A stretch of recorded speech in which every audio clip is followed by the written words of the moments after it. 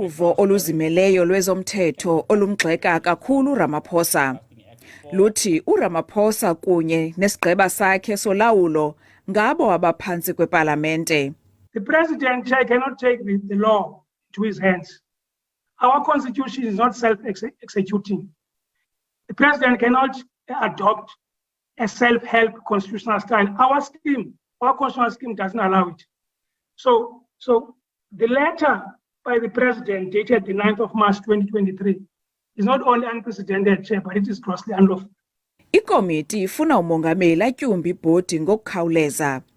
Ithi ukungabikho kwebhodi kwijelo losasazo iSABC kubangela ukungabikho kozinzo kwezobunkokheli. We are all interested in the resolution of the problem, and that we want to see the SABC working, and that we are not complicit to its collapse.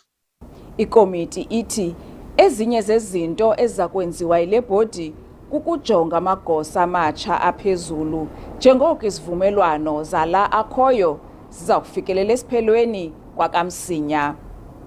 Ndingulula Mamatya weendaba ze-SABC ePalamente eKapa.